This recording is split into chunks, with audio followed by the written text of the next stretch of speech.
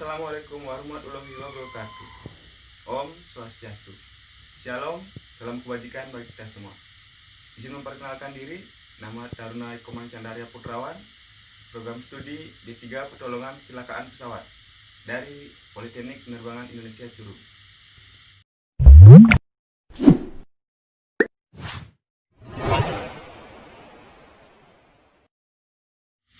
Pada kesempatan kali ini, saya akan membahas tentang APAR. Nah, bagi kalian yang belum mengetahui apa itu APAR, silakan simak video ini. Drop it.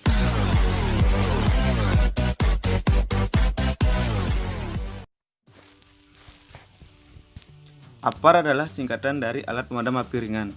APAR merupakan alat pemadam yang bisa dibawa dan digunakan atau dioperasikan oleh satu orang tanpa perlu bantuan orang lain. Cara pemakaian APAR sangat mudah dan bisa dilakukan secara manual, yaitu dengan cara langsung diarahkan pada posisi di mana api berada.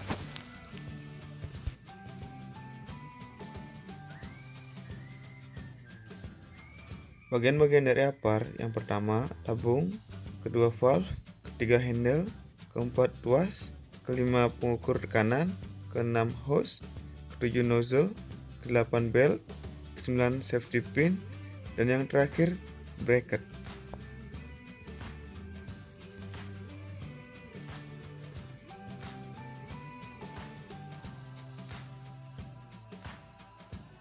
APAR jenis serbuk kimia atau dry chemical powder fire extinguisher terdiri dari serbuk kimia yang merupakan kombinasi dari monoamonium dan amonium sulfat.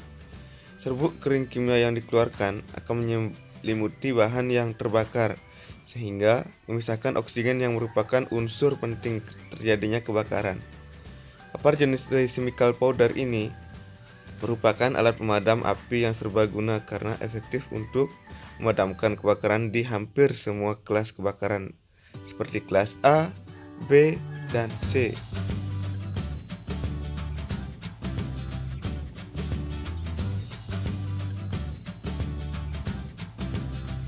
Bahan penyusun APAR di CP yang pertama monoamonium fosfat, kemudian natrium bikarbonat, kemudian potasium bikarbonat, kalium karbonat dan monex, kalium klorida, dan yang terakhir pyrokyl.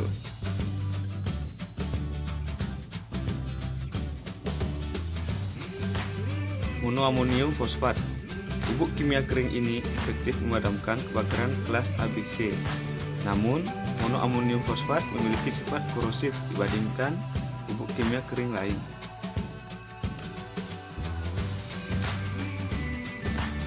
Natrium bikarbonat.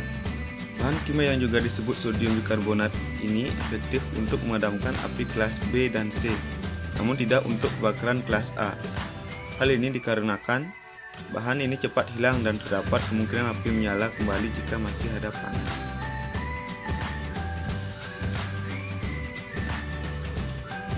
Potasium bikarbonat. Bahan ini dapat memadamkan kebakaran kelas B dan C, namun paling efektif memadamkan kebakaran kelas B daripada natrium bikarbonat, sehingga bahan ini banyak digunakan di industri minyak maupun gas.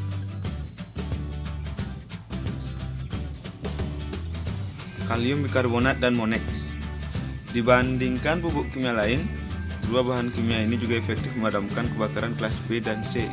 Hal ini ditambah kemampuan Monex memecah bubuk kimia hingga partikel terkecil. Kalium klorida. Bahan ini juga cocok memadamkan kebakaran kelas B dan C, namun memiliki kekurangan bersifat korosif dan meninggalkan residu seperti garam bubuk.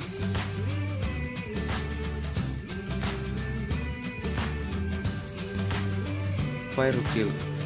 Bahan ini merupakan bentuk lain dari sodium bikarbonat. Pyrokil mengandung partikel silika yang dapat mencegah benda terkena oksigen, yang bisa membuat api cepat membesar.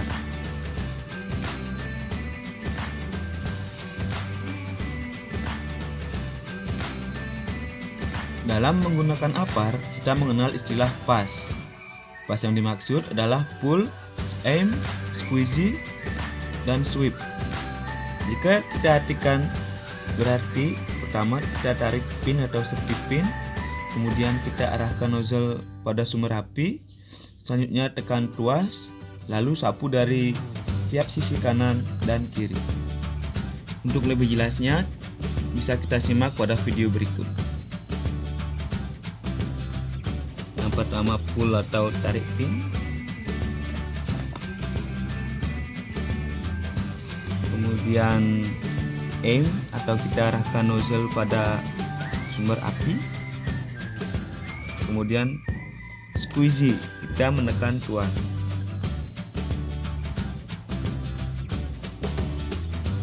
Selanjutnya kita sapu dari sisi kanan dan kiri pada sumber api.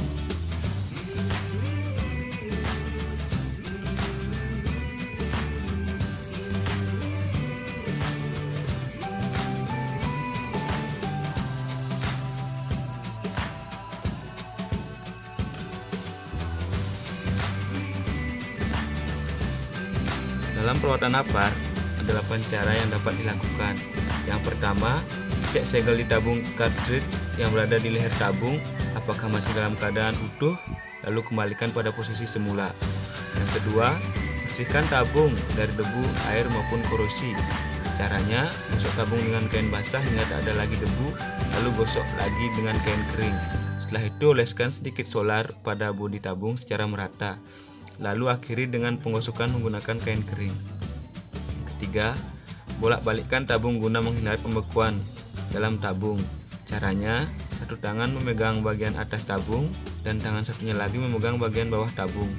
Lalu bagian atas tabung dibalik ke bawah dan sebaliknya. Lakukan hingga 3-5 kali secara perlahan. Yang keempat, pastikan valve, selang, meter pressure, dan segel dalam keadaan baik. Yang kelima, yakinkan posisi bracket dalam keadaan kuat dan melekat sempurna dengan dinding. Yang keenam, jangan hadapkan tabung pemadam api ringan dengan sinar matahari dan hujan. Yang ketujuh, usahakan agar tabung pemadam APAR terhindar dari kontak langsung matahari dan disarankan untuk memberi penutup atau kanopi atau pelindung pada tabung demi menjaga kualitas tabung lebih tahan lama. Dan yang terakhir, buatlah kartu checklist perawatan bulanan dan tahunan untuk mengecek kondisi tabung sebagai bahan laporan dan evaluasi. Nah, itu dia pembahasan tentang APAR ECP, bila mana selama pembahasan terdapat tutur kata yang tidak berkenan di hati. Saya mohon maaf yang sebesar-besar. Akhir kata saya ucapkan terima kasih. Om Santi Santi Santi Om.